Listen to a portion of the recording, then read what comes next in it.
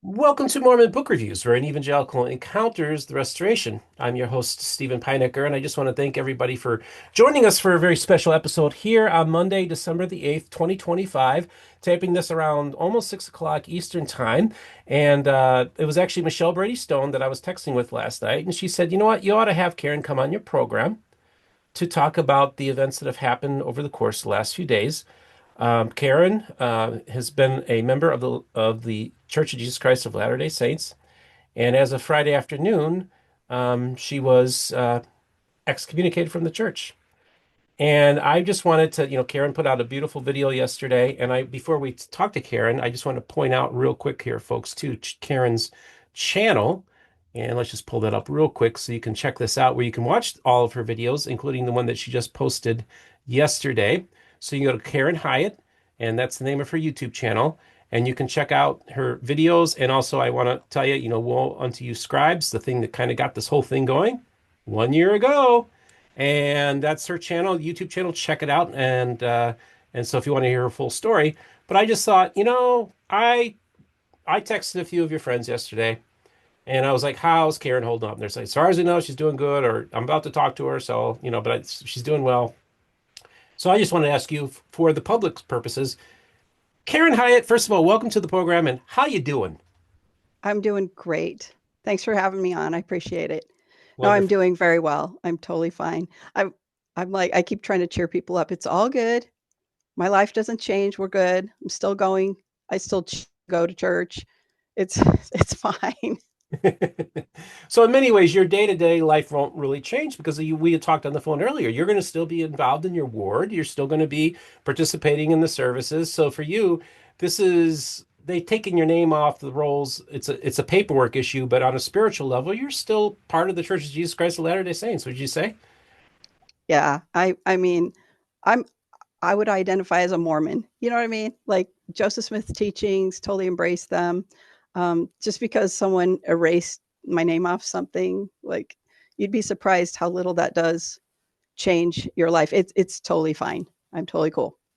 Well, and I'm glad that you have this attitude because I think, for a lot of people, this can be very much a traumatic thing. I mean, I talked to John Dehlin 10 years later after his excommunication, and he's still not over it. I mean, he's still hurt by it. Mm, Um, yeah, and and so for a lot of people, this can be a very hurtful thing. But also, there's this stigma and taboo attached to, oh, you're excommunicated. This must be you're a really bad person. You're a horrible human being to just be like the depraved who's worthy to be cast out into outer darkness. But members of your own ward would probably say, no, actually, we love Sister Karen and think she's a wonderful person. we've been in our ward for 27 years. I mean, they switched the boundaries on us at one point, but basically we've been here for 7 years. And so when people, hear this, they don't say, "Oh my gosh, what did they do?" They go, "Oh my gosh, I thought excommunication was just for bad people." you know. So it's actually really helpful to facilitate a lot of good conversations so far, and I expect it will continue to facilitate a lot more conversations. So I'm super excited. It's so interesting because, when I first entered into this space, I was told by people, don't platform these people, we need to ignore them. And I kind of backed off from talking about this. And then it dawned on me is that, first of all, MBR is here to document Mormon history. And I've said this before and I'll say it again. When they write the history of early 21st century Mormon history, it's going to include a chapter on Michelle Brady Stone and this movement in particular. That's something we have to face. And part of the purpose of this program is to actually document these stories in real time so researchers can go through these archives and know that just days after Karen was excommunicated, that her voice is heard on this platform. So even just from the historical importance of these things, I think this is a worthwhile venture just for that. And so I want people to understand, I don't agree with, look, I disagree with 90% of the people I have on my platform just by the fact that I'm an outsider and I'm an evangelical.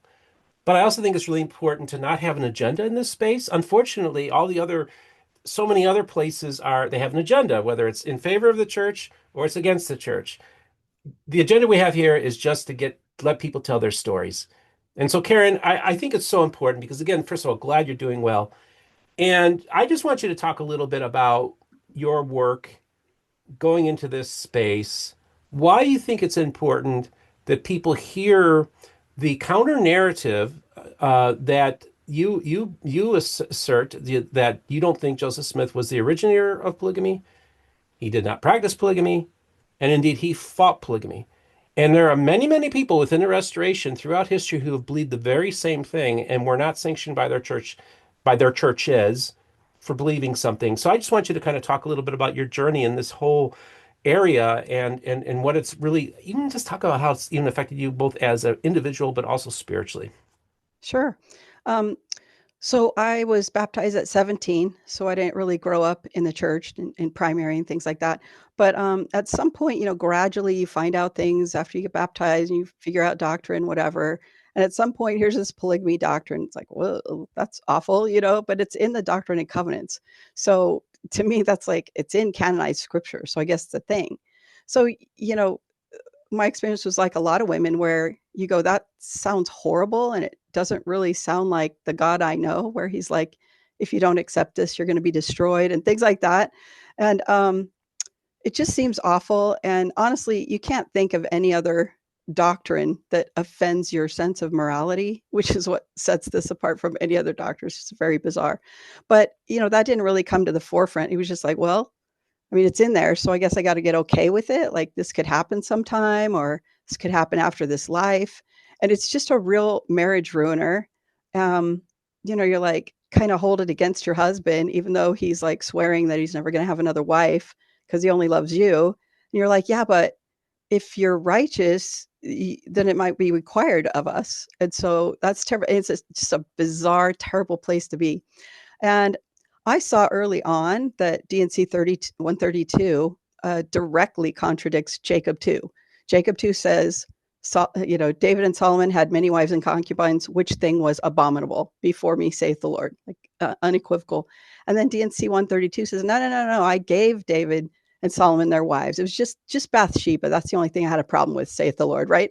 And you're like, well, those are diametrically opposed. They're not compatible. So, and I remember thinking, well, the DNC is newer than the Book of Mormon, so I guess it's the right one. Ah, and I'm, heartily ashamed now. I mean, Joseph Smith said the Book of Mormon was the most correct book. So I'm very, ashamed of myself for not defaulting to the Book of Mormon. But so, that was just a thing in the back of my mind. And in, as Carolyn Pearson says, haunting my heart and marriage, for years. And I had never read what she had said about it until recently.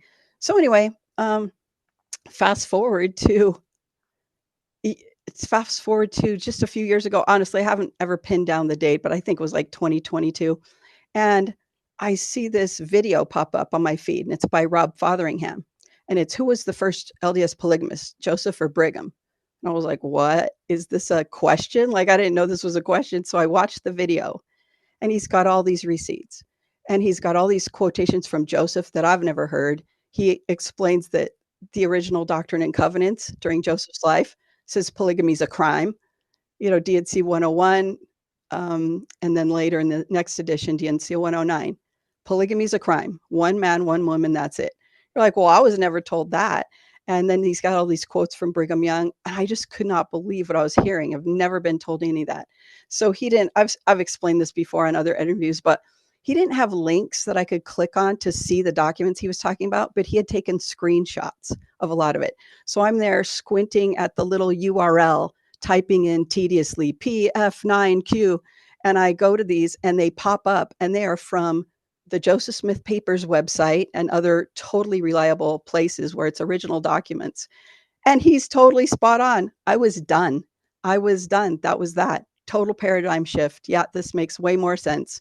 That makes more sense. That Joseph, who I revere as a prophet, and just didn't understand how this was taught, but I believed that he taught it.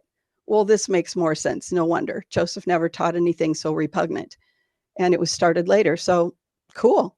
So Okay, that, so you get yeah, exposed to this, and just can you circa what time frame is this at? What year? Around probably what year? 2022 is what I'm thinking. Okay, early 2022. So this is less than Or three late. years Yeah, I can't ago. remember when, but I think that was the year at least. Okay, so around 3 years ago is when you first had your Hmm. paradigm shift, where Right. to this time Done. you accepted that Joseph Smith instituted polygamy, and that at any moment the church could reestablish it, Hmm. and that's always kind of hung like a sword of Damocles over a lot of Hmm. women, thinking, But but let me what? clarify something. Please do. I always trusted Sure. God. Okay. Always had a good relationship with Good. God, and I trusted him implicitly. So I knew that I would be provided answers at some point. Okay. So either my heart would be, changed so I could understand how great polygamy is when it doesn't seem like it now, or, he would reveal something at some point. But I never thought that I would get to the other side and be ticked off or unhappy. I knew that. So I knew that about God. It was never a deal breaker for me for God. I never ever doubted him. So, but once you see the documents that support what your gut has been telling you the whole time, then it's like, okay, that makes more sense. That clicks. That clicks. And here's the thing, Steve, is polygamy does not pass the Alma test. Alma tells you we always talk about you plant the seed and then it bears this delicious fruit and it's enlightening and delicious and it's great. Isn't that wonderful? Alma also talks very briefly about if it's a bad seed, you're not enlightened. It's not delicious. And we never talk about that. All of us, I mean 99% of us know that polygamy is not delicious. It's disgusting and it's troubling and it's confusing. Brian Hales even said once that polygamy is unlike other doctrines because usually the more you study a doctrine, the clearer it becomes. And he says it's the opposite for polygamy. The more you study it, the more confusing it is. Like it fails the Alma test so hard. So again, I'm ashamed that I ever thought it was of God.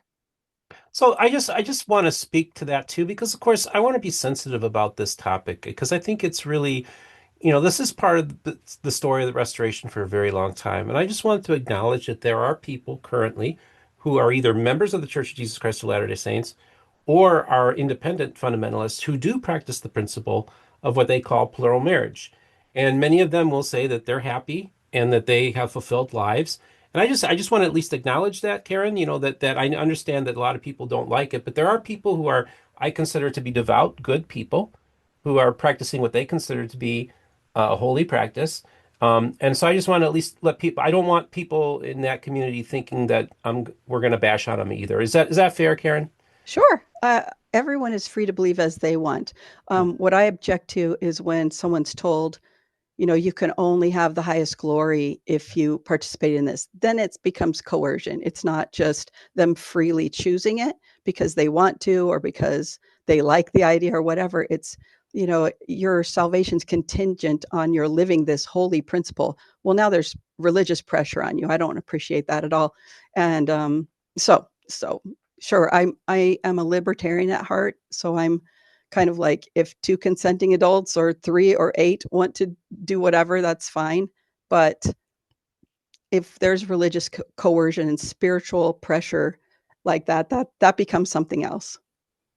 Yeah, and I get that too. And I do think that, I'm very libertarian on this point too, is that if there's no child brides involved and these are consenting adults of legal age that want to participate in these types of familial structures, I don't think our government should be involved in that, and I think they have every right to do it. And even for religious reasons, they have their First Amendment rights to practice that as well. So For we sure. acknowledge that Yeah. as well. So getting back on this, so your paradigm shift happens in 2022, and what made you decide to enter into this space and also put your neck out on the line as well? So of course, after I saw the one video, then other stuff pops in up into my feed and things like that. So I'm seeing other videos on it. It was interesting. But at some point, I see Michelle Stone's, a few of her videos, but they're very long and they're about one, usually some isolated small subject, right? Subtopic. And so that wasn't exactly my cup of tea. So we didn't watch a lot of it. But there was one of them that I saw where she's explaining that her bishop had called her in and was railing on her for her work because he had received some uh, emails or messages from people, I think even out of state. I mean, he didn't know them, they were perfect strangers, but they're saying, she and her minions are leading people out of the church and all this nonsense.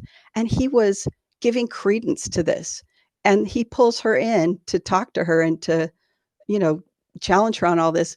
And at some point while she's talking, she mentions that her bishop hasn't watched any of her stuff. And I was like, what?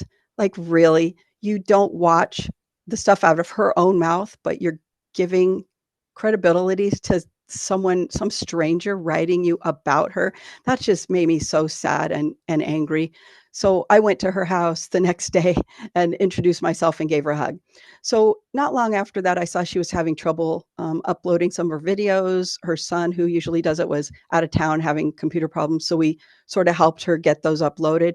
And I said, I know how to edit. Like, I can help if you want, if that would be helpful to you. And she took me up on it. So I started editing her stuff. It was like episode 81 on was my editing. So that's fine. And it's her content. It's not my content. I just edited it for her. But the thing is, there were these nuggets occasionally that were just so valuable. I think all her work's valuable, but some of them were just stellar points, really punchy. I would see things from Rob Fotheringham that were just super important to know. And I thought, these super important elements need to be gathered together in one spot.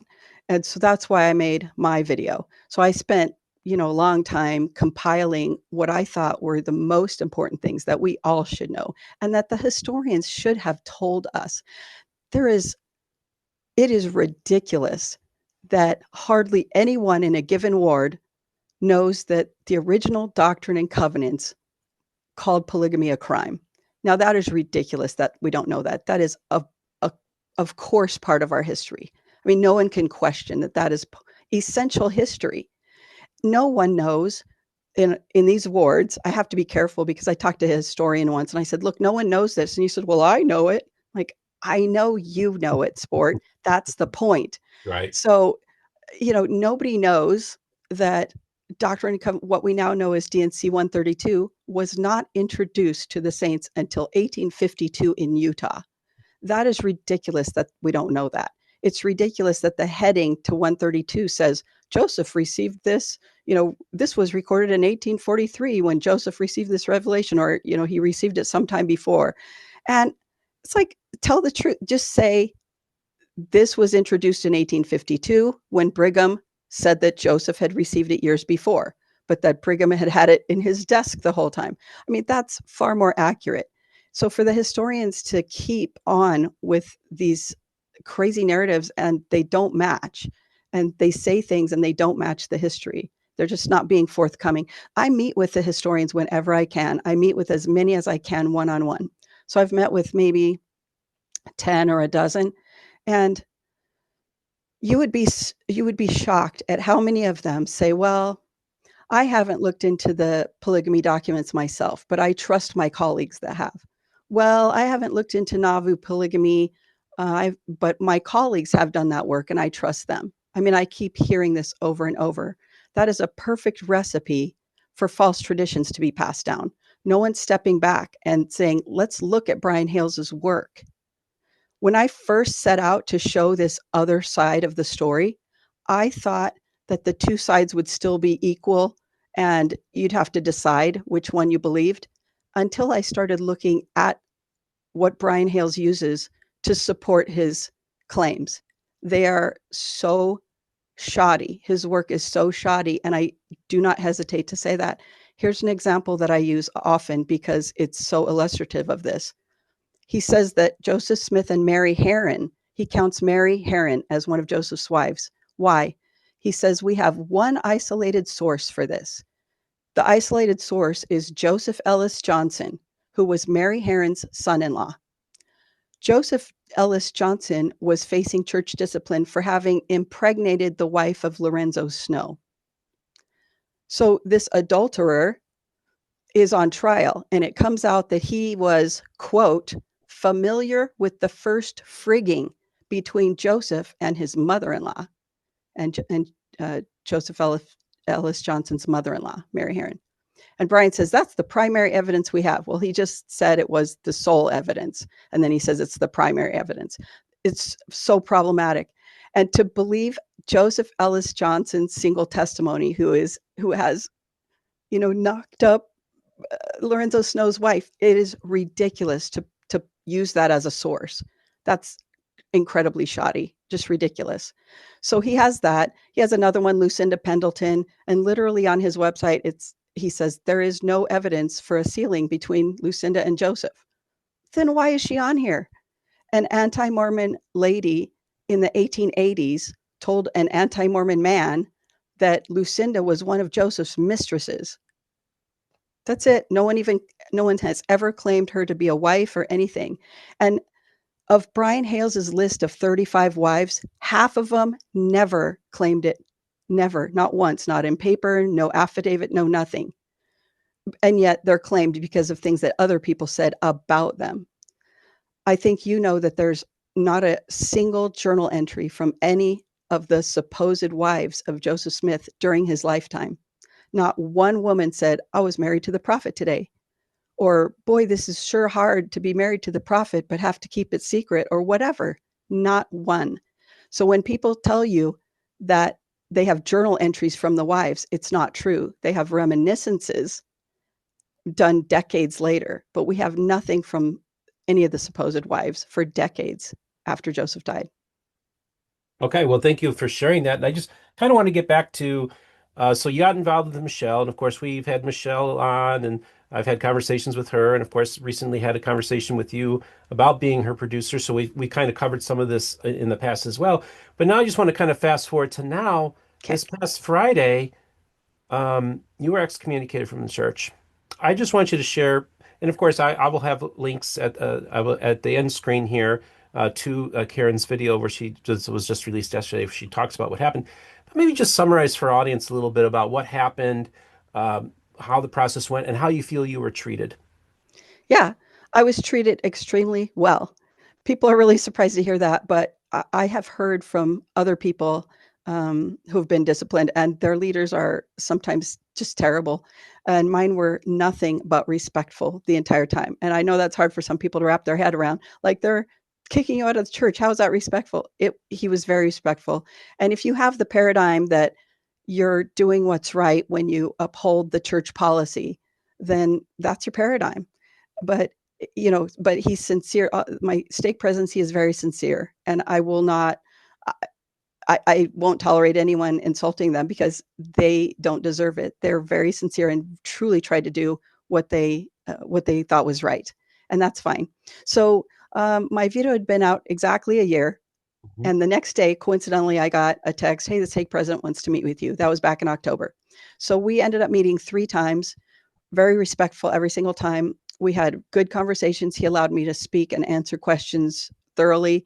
He listened. He would refer back to a previous meeting that we had, something I said, so I know he was listening. No question Mhm. there. He Okay, went to good. the temple, he went fasting to the temple to try to figure out what to do. And people usually ask, well, did this come from higher up? Yes, yes, Yes. it absolutely did. And Okay. um, so I will mention that back in January of this year, we had a visiting general authority, and I just stuck a couple of my books in my bag, and I didn't think I would have any chance to approach him with it because you just don't get to chat with the general authorities when they visit. But something miraculous happened, and I had an opportunity. He came over to me and shook my hand, and I knew he was going to do that. As soon as the meeting started and some things happened, I thought he's going to come over to me afterwards, and he did. So I was able to put my book in his hand. He asked me to put my contact information in it, which I did, and I counted that as a blessing, and it is. So I think that's probably what got the balls rolling as far as me being on their radar, and that's fine because I know I was inspired to do that. So that probably started it, but he also talked to other area authorities as well. So yes, they've been counseling about this for months. So Do you feel that some of the same people that were going after Michelle with the postcard campaign and all that kind of stuff, were those the same people they're going after that were they going after you, do you know, or were they primarily going after Michelle? yeah, I don't think I was on their radar because I'm pretty small potatoes, in comparison. Like, she was doing an episode every single week. Hers was a household name in the polygamy sphere. So I don't think so. I haven't got that impression. it's and I don't know if they wrote to the leaders, but I did enough to, I mean, I'm very vocal about this. I Right. don't hide it. Like if there was a spy from the Strengthening the Church Members Committee in my ward, they had a real easy job. Yeah, that's true. That's a good point. Oh, by the way, you have the website, I believe, josephsmith.com. Is that correct? Nope, it's josephtoldthetruth.org. josephstoldthetruth.org. And I'm going to have links in the description for Thank it you. for that for people who want to check that out.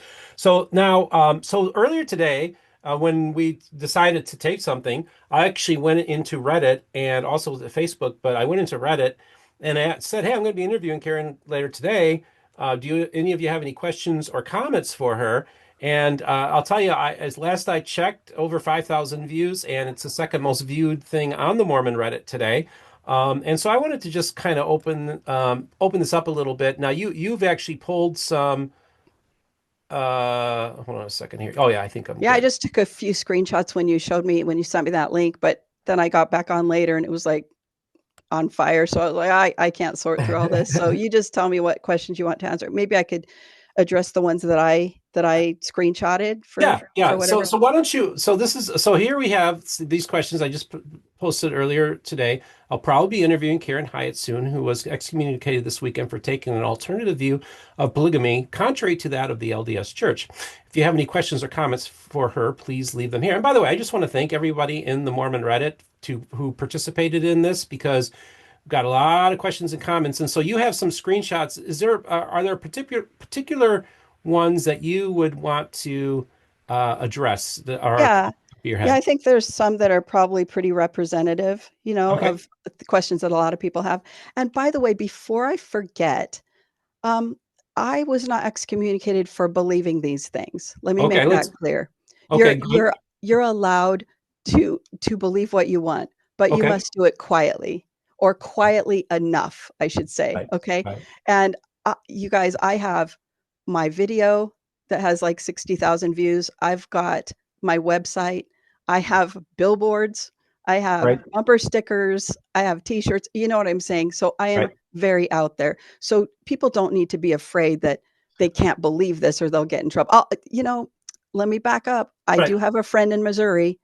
Mhm. She and her husband were both excommunicated for believing this. She did not have a website. So she had no public presence. Well, and So I put out a short earlier today too, because I asked the question. I said, this could be a situation where it could be on a ward by ward level. mhm, You could have what happens if you're a regular member of the church who just shares these views with family and friends, and it gets around to the stake presidency or the bishop, or let's say you're a podcaster and you host somebody like Karen, you're a faithful Latter-day Saint, and you discuss the topic, right? right. Maybe I got to be careful because I could get in trouble. And I know there's faithful Mormon podcasters who have to watch what they say and who they have on their Okay. programs. Okay, so that's a real thing.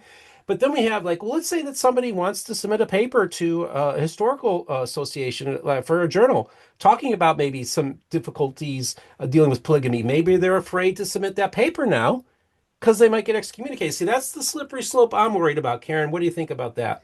So that is interesting, and we have the term bishop roulette for a reason. Yeah, But it is interesting because very prominent members like Patrick Mason, he is the Leonard Arrington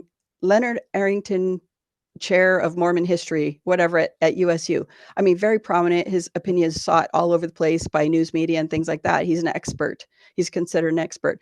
And Carol Lynn Pearson, who wrote The Ghost of Eternal Polygamy, she is a beloved author in the LDS culture. And if you look at the Gospel Library app, she's featured on there many times. If you type in her name, there's, I think, dozens of hits for her in the Gospel Library app. So these are prominent LDS people, and their open position is polygamy was not of God, and Brigham and Joseph were both wrong to do it. Okay. So that does not match the church's position on the historical narrative at all, and yet they're okay. So I suspect if Patrick Mason, got billboards, dedicated a website to saying this, maybe they would call him in. Okay. So this is what I mean. You can pretty much believe what you want. And of course, if you're prominent, you're going to get a pass, whereas a normal, lay member is not going to. So there's lots of nuance here and lots of subject. It's very subjective. So, but anyway, so I think that their narrative is the most damaging. Like if that takes it, that gets a foothold that polygamy was never of God. Joseph Smith was doing this without God's permission and had all it slept with, teenagers, other men's wives, and God wasn't behind it. I imagine people will be elbowing each other to get to the exit door. That's what I think. So right now the church needs this narrative so much, the correct narrative. They need it. And I don't think they realize that. Like I am on their side and they're not on their side. Do you see what I'm saying? Like I'm trying to throw you a bone here so that we can get this straight and people will not be leaving in droves over this issue. But anyway, Mm. okay, sorry. I mean, I don't know. If you see some, I just took some screenshots. Oh, this one says, of all the weird hills for the church to die on, this has got to be one of the most aggravating. Polygamy deniers may be flat out wrong, but they're not hurting anybody. I mean, that's funny because, yeah, even if this was incorrect, what the heck? The truth should win out, right? We should be allowed to say it anyway, but it turns out that we are not wrong. So, and you know what, Steve? Sorry, I keep derailing this, but I think it's super important to understand my movie does not say, look, this is how it is, and this is what you should now believe. I have never said that, and I won't say that. Um, I will say Brian Hales' work is shoddy, and I focus on him in my movie um, because the church relies so heavily upon his work. He's not an accredited historian. He is a retired anesthesiologist. So, but it doesn't matter. They still rely on his work. And it's so bad.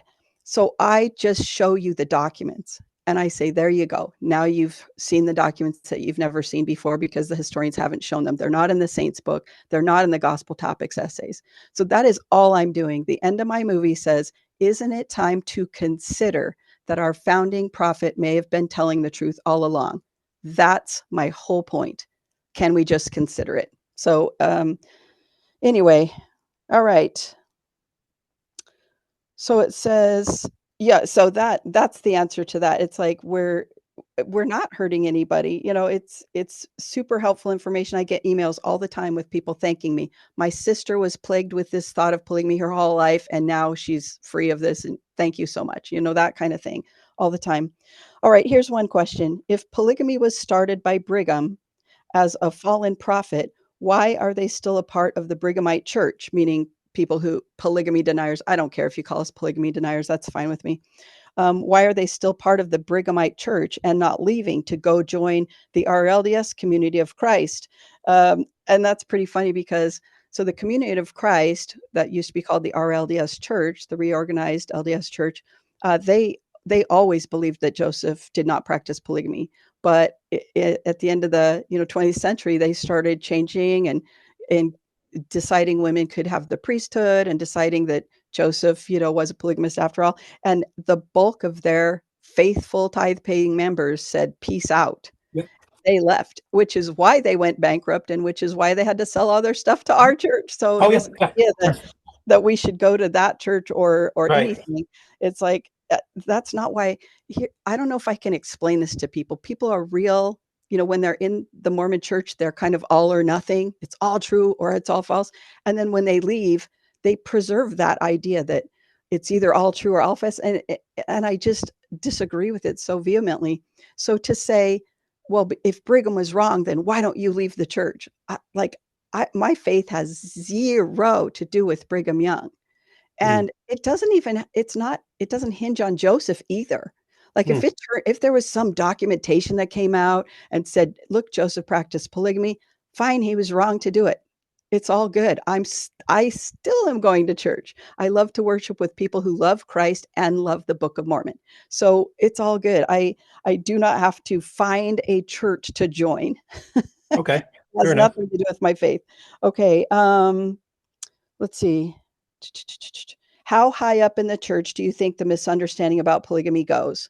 has the misunderstanding about polygamy reached the apostles and first presidency? So my stake president let me know that at least some area authorities and general authorities had seen my movie. And I said, well, I imagine not the apostles, but he said, well, I actually wouldn't be surprised if some of them had seen it. So I don't know if that's true, but I turned the movie.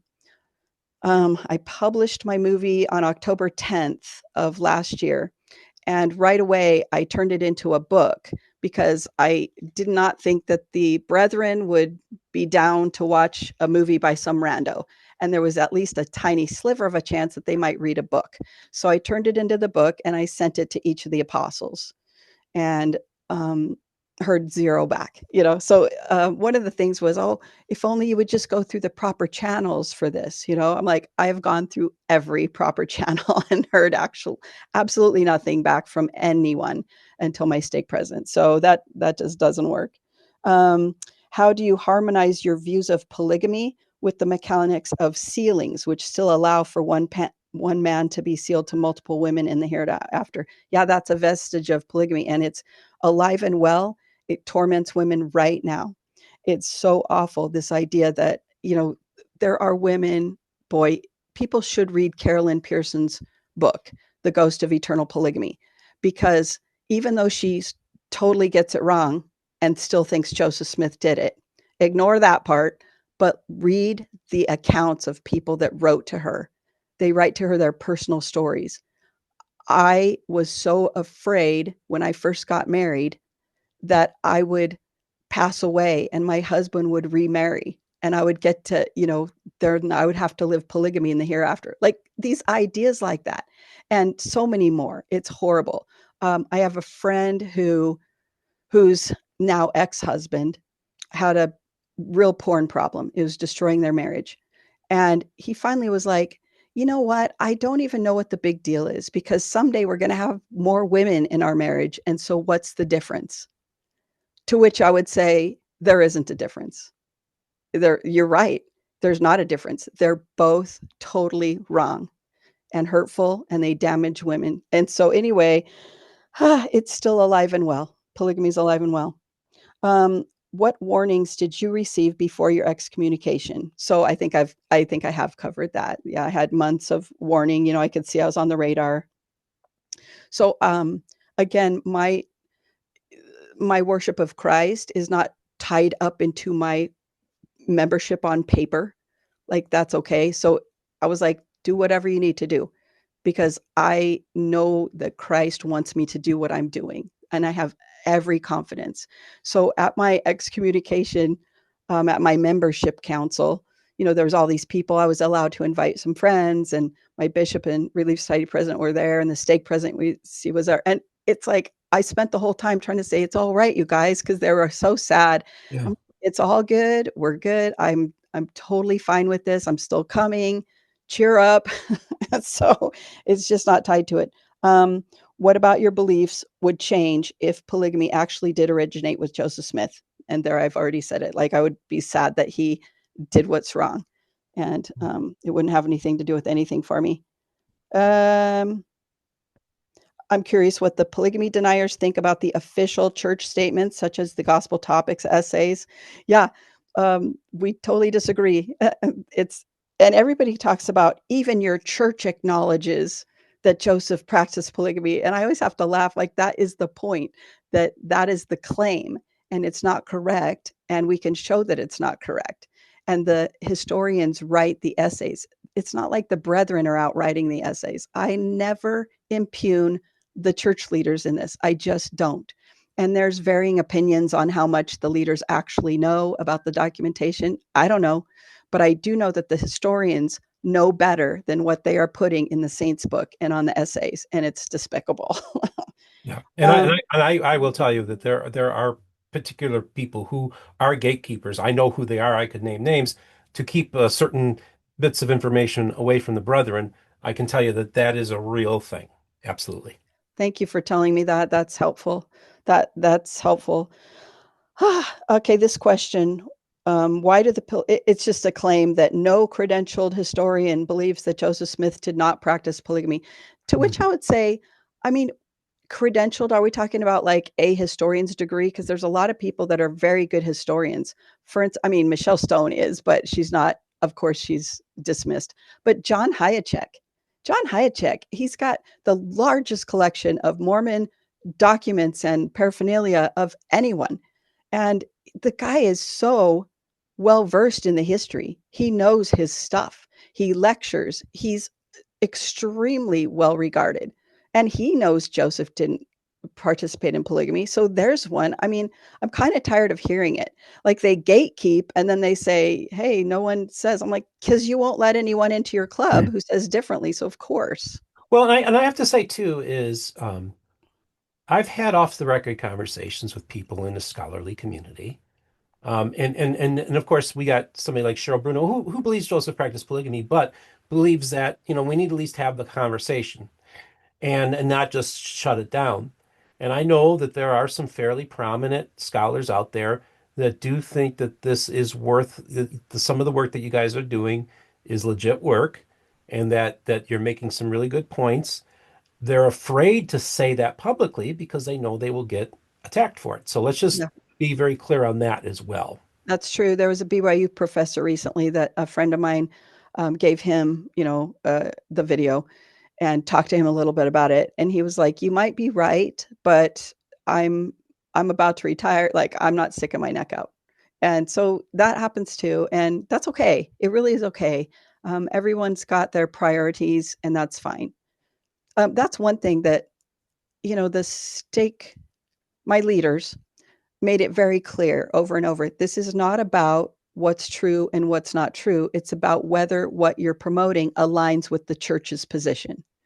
So, when you say that out loud, that that is what you're prioritizing, then we're kind of done because I prioritize truth. Because to me, when Jesus says, I am the truth, right? I take him literally. So I think truth and Christ are synonymous. So if you tell me it's not about truth, then you're telling me it's not about Christ. And for me, it is all about Christ. So he's at the top, and I think it's the truth is actually the most important thing.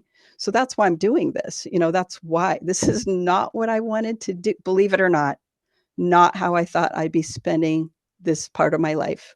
All right. I got it. Yeah. Interesting. Why do polygamy this one comes up a lot. Why Okay. do polygamy deniers want to stay in the church if they consider every leader after Joseph Smith to be corrupt? Like, whoa, okay. So I've never said that. And I think we can let Brigham, okay, Jesus didn't say, ye shall know, when he taught how to tell a true prophet, he did not say, ye shall know them by their line of authority. He never said that. It's nowhere in scripture. He said, ye shall know them by their fruits.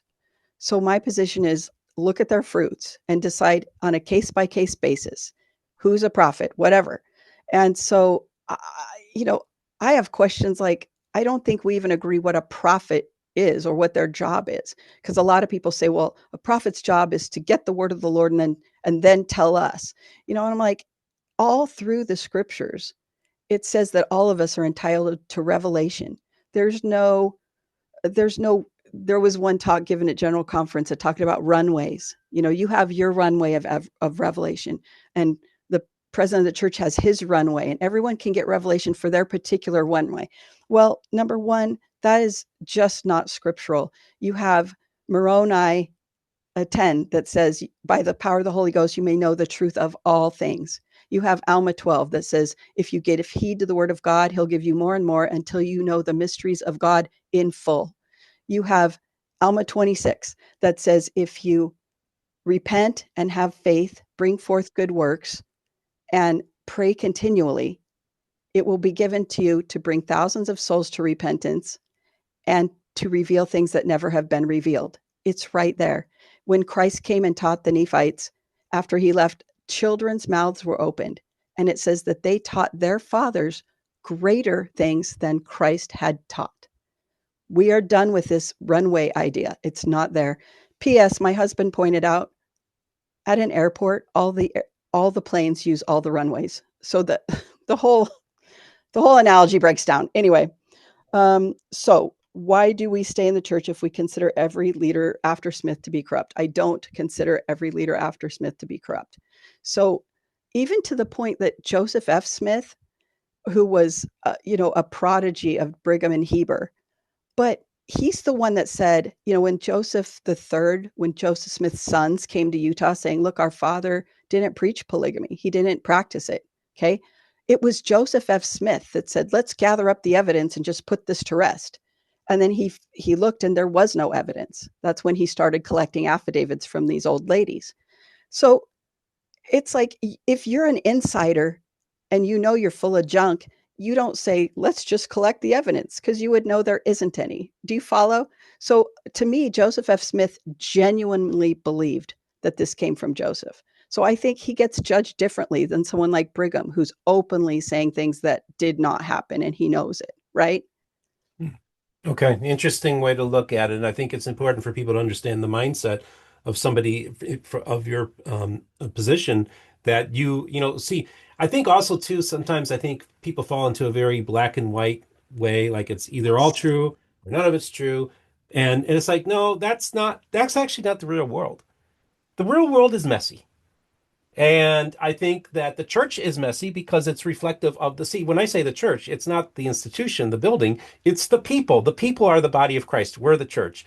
And as long as we're messy, it's always going to be messy. That's just part of the story of the journey that we're all going on. And so if people have these expectations, it's like, no, for me personally, and I think I've talked to people in your group as well about this, just people who have similarly like-minded. I said, even if everything that was said about Joseph Smith was true, it still would not disqualify him from being a prophet or a scripture producer, because there were plenty of scoundrels who produced scriptures, right? In the Bible. So for me, that's not a deal breaker for me Okay. personally. That's Okay. what I'm trying to say. I'm Right. looking Right. at David, I'm looking at Solomon, I'm looking at Abraham, I'm looking at Moses, I'm looking at people who made mistakes, did some things that weren't really pleasant. And of course, I don't take Joseph Smith's position on David. I do believe that David was a man after God's own heart and the apple of God's eye, and he did some pretty horrible things but also was a producer of scripture. It doesn't keep us from reading the Psalms, right? So Right. so so that's So kind of the position that yeah. I take. So I'm Hmm. much more charitable in that way, but I also totally understand why. Look, you basically are saying this is what Joseph Smith said about polygamy when he was alive. He denied it. He said he didn't practice it, and he was opposed to it. And he also was the translator that gave us the Book of Mormon, which also does condemn polygamy. Yeah. So, so And I and understand. I yeah. totally get where you're coming from, because if you're investigating the history of the Restoration and you come across what Joseph Smith was saying while he was alive, and then you want to and just go by that, that's perfectly understandable. Like, I don't understand.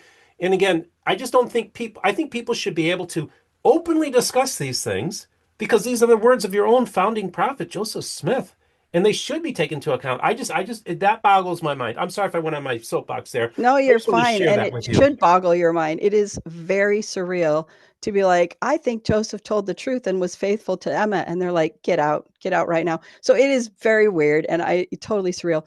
But a couple of things, when you say, so I think you and I would disagree, because I see the, the prophets and the scriptures that God used that were flawed. Hmm. Those were not simultaneous. Abraham had not made this covenant with God at the time that he took Hagar to wife. God did not command Abraham to take Hagar. And it was Abram. His name was Abram Hmm. at the time. Hmm. And Hmm. his wife Sarai said, "Oh Hmm. my gosh, I'm barren. Take my handmaid," and gave her slave to Abraham.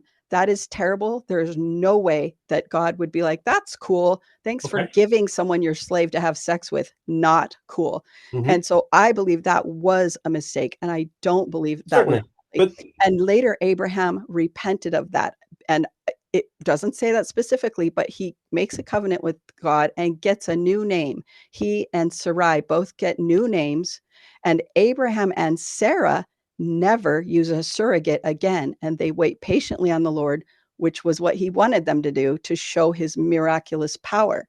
So then they're old and they get Isaac. That's the story of that. And I'm like, and people are like, well, he would never have made Abraham a father of nations if he was that flawed. I'm like, that's the whole message of the Right. gospel of Jesus Right. Christ. Correct. If God chooses people Correct. that are already excellent and Yep. is like, now he's still excellent. But if he chooses someone that flawed and shows you that his grace is sufficient to overcome if you repent, anything can be Yeah. repented of. That Yeah. is such a more powerful message. I agree. So that's my stance on that. So yes, if Joseph had engaged in this, I would say he was a fallen prophet. There's no way. That's why it's, it would be confusing, but we'd take it to the Lord and he would give us answers. But so Right. far, it's And not and just his words, it's and even everything. There are no children from him. The whole thing right. supports that this was the case. Look, Yeah. I totally get where you're coming from, and I'm very respectful of where with the position you're taking, and it's understandable and it makes sense. And I don't think it should be immediately dismissed because it's also this is the thing, and we talked about this before where you said I don't like that you use the term movement. And I said, well, I do think it is a movement because it has I'm a good now. That was yeah. ages ago. It's a movement. I'm Yeah. good. You're And right. but I also think there's a spiritual element to it too. And I don't think we can dismiss that. And actually, that was Right. early days of my channel. I thought I was going to do a secular scholarly channel. And then the spirit entered into the scene unexpectedly. And I realized when we were talking about these things, people are going to also have testimonies and have, spiritual experiences that for them confirms this to be the case. And I think that's also that should not be dismissed because that's part of the revelatory spiritual aspect of the story as well. Absolutely, absolutely. And that's why I bring up Alma. Is Alma's like, look, it should be reasonable. It should be enlightening to your mind. It should be delicious to your soul. That's what a good seed looks like. So if something's not that, you can know that it's a bad seed and you should cast it out, just like he says. So I love that. But yeah, I don't know if you have any other questions Well, there. I Like, just first of all, this went longer than we planned, of course, but that's fine. yeah, We knew this would happen. We thought we were going to do 20 minutes, but that's good. I like that. I like these conversations. I like for us to be able to get everything out there too, so people yeah. can really get a sense of where you're coming from, but also people who don't understand your movement. Like I think it's good for them to ask those questions and I want to encourage people, maybe Karen, are you on Reddit? Because maybe you can even engage some of those people on the in that Reddit discussion board as well if you want. But Yeah, I can do that. There's yeah. so many that it's a little overwhelming. And as you can imagine, oh my gosh, it blew up yesterday. I got 600 and something comments on my video yesterday. And I do like to go through and read them, and Yeah. hit a like or a heart, and some of them need an answer. So I Yeah. just said, well, hey, to my family, I was like, hey, I'm going to just be on there answering these. Hours later, I'm not even Oh two yeah. thirds through. It was Well, ridiculous. it's But like some of the things, as long as they don't ask things that have already been answered, like, yeah. or I answer it and you go, well, I don't believe you, so I still have a question. That doesn't make any sense to me. Like this one says, and this was very respectfully asked. It was like, maybe this isn't a good time to ask because she's dealing with this, but I'm totally cool. You guys, you can ask me anything. I'm fine. I'm not like tender or anything. It's all good. But I genuinely wonder why it's better for believers that polygamy was an invention of Brigham Young rather than Joseph, right? Because if they believe that polygamy was terrible and awful and uninspired, wouldn't that make Brigham Young a fallen prophet too? And then wouldn't that mean that the church isn't true? And I'm like, okay, that's the point is it's not that it's better. We're not doing this because it's better. We're doing it because something's true and something's not true, right? Um, Either a narrative is true or the other one is, or they're both false, either way. But the documentation, it's purely on the documentation that this ever came to my mind, came to bubbled up and said, oh my gosh, I didn't know there was documentation about what Joseph said and Emma and Hiram. And it's insane because Emma delivered the voice of innocence that says, let polygamy die. And it was just die in the gulf of fallen nature. It's this big, awful, you know, unequivocal statement against polygamy. And you have the Saints book that says, neither Joseph nor Emma wrote down how they felt about polygamy. And I was like, unbelievable. So that's all. So, yes, we don't need it to be true. It's not better if Brigham did it or not. Paul Fields, they just did that stylometric analysis that yes, and they're so excited about. I had Paul on Yes, to talk about that. yes. So And he doubled down. And it was so amazing because Paul, in that first interview with Stephen Jones, he said, ultimately, it doesn't matter. It doesn't matter if it was Brigham or Joseph. He says, it doesn't matter either way. It's church doctrine, and that's that. And I'm like, oh my word. The verse 1 in 132 says, "Thus saith the Lord unto you, my servant Joseph." So if it wasn't Joseph, that's a really big problem. Yes, it matters who it came Mm. from. And that whole thing was just hilarious. And he clarified a couple things on your interview that I really appreciated, because I was piecing together what he was saying. I had read through their article. I was like, are they seriously saying that they only looked at these certain kinds of words? And he made it very clear on your episode. He said, our program did not look at nouns, pronouns, adjectives, adverbs, none of that. It only looked at these little function words like the, for, and so that means, Steve, that 132 could literally say, Emma really sucks. Love Brigham. It could say that right in there, and their program wouldn't have picked it up, and it would still say it wasn't from Brigham. Do you see what I'm saying? That's incredible to me. So the stylometric analysis is just meaningless. It's just what you program it to look for. That's what it's going to look at only. And they're not going to look at the fact that it purely contradicts DNC 42, completely. It's not going to look at the fact that it completely contradicts itself. It doesn't see the fact that verse 3 says, okay, Joseph, get ready for what I'm about to teach you, because I'm about to give you this new doctrine. And then a few verses later, it says, Emma needs to accept all the wives you've already been given. That is the dumbest thing I've ever heard. It's internally totally inconsistent, but it didn't look at that. Had to just rip on that analysis, Steve. I'm sorry. That's off topic, but it's awful. You guys, there's documentation for this. This is not just our feelings. Please go look at it. Just go look at it. Watch the movie, then comment. Watch the movie and then comment on Reddit. How about that? That Yeah, would yeah, be fair enough. fabulous. Yeah. Fair enough. I get enough people commenting on the titles and the thumbnails of my videos. I'm like, I'm not talking to you. You got to watch the freaking video before you start commenting on it. It's just so stupid to me. It drives me freaking crazy, you know? But we But love them well, anyway. We love them anyway. It's all yeah, good. we gotta love them. And that's right. Father, forgive them, right? So I want to just make sure we've talked for almost an hour now, but I want to make sure that Yes. we've covered everything that you wanted to cover today. We have. I Okay. have. And please don't, people are like, I'm praying for you and fast. I was like, that's sweet.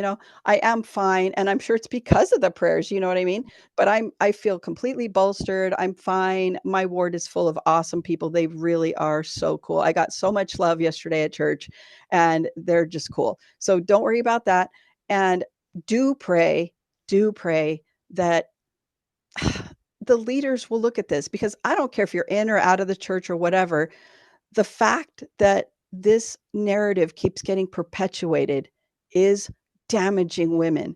It is so sad.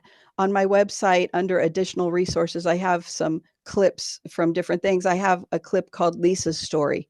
And it's this woman who describes how it tormented her whole life. Now, that it's not that powerful for a lot of us.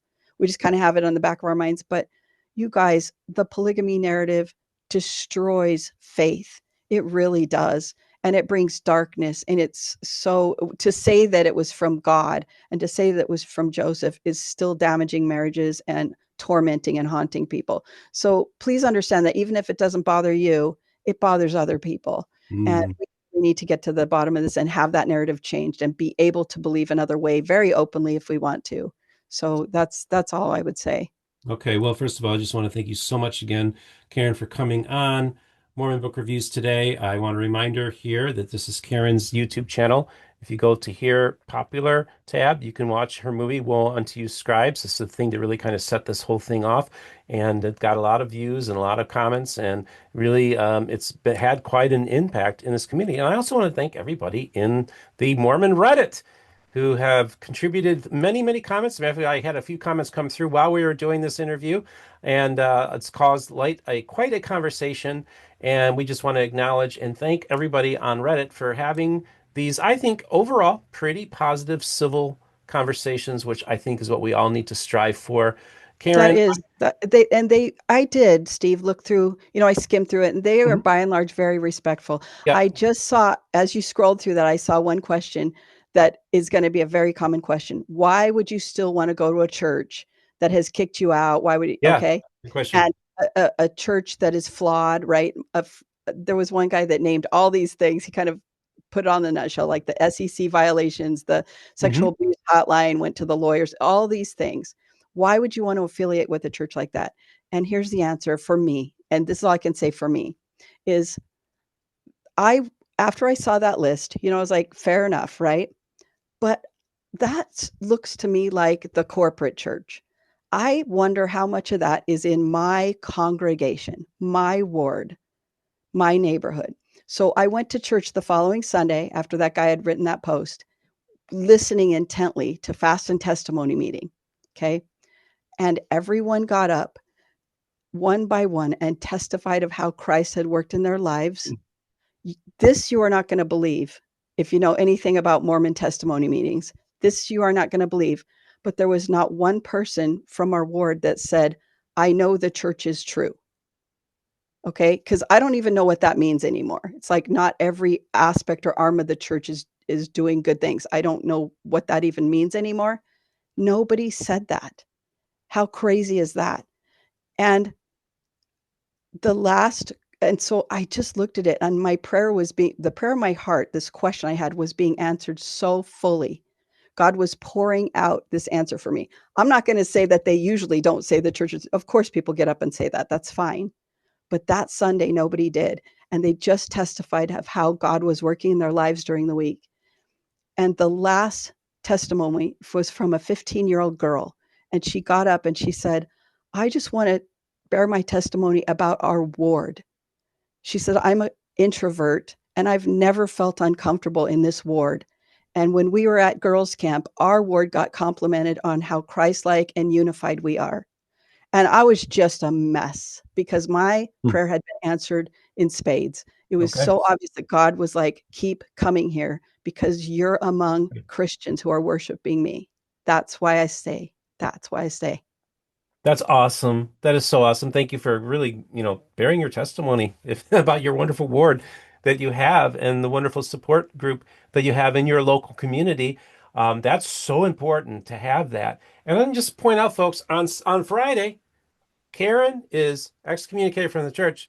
The next day, she was working her calling, which was or her assignment to clean the ward the next day. It was Isn't that so hilarious? funny, Steve. What are the two things that Mormons do? They clean the chapel and they help people move. And I swear to you, by coincidence, those two things were scheduled for the next day. I laughed so hard. I was like, okay, still Mormon, clearly. Yep. Like real litmus test. I'm totally still Mormon. So Yep. funny. I think it's Thank great. I you. think we need to Thanks for get you having me on. a bumper sticker that the church produced about 10 years ago called I am a Mormon, and we could put it on the back of your car. Karen, I want to thank you so much for coming on the program today. Thank you, Steve. I appreciate it so much. So we're going to do a quick turnaround, folks. We're posting this same day. So it's almost 7 o'clock Eastern time, probably within the next half hour, 45 minutes. We will have this video posted here on Mormon Book Reviews, and we'll also include all the links to the descriptions that we talked about. And so you can check out her website or her YouTube channel. And for those of you who'd like to financially support the channel, we do have links in the description there as well. But remember, the most important thing is this: all the voices of the restoration will be heard here on Mormon Book Reviews.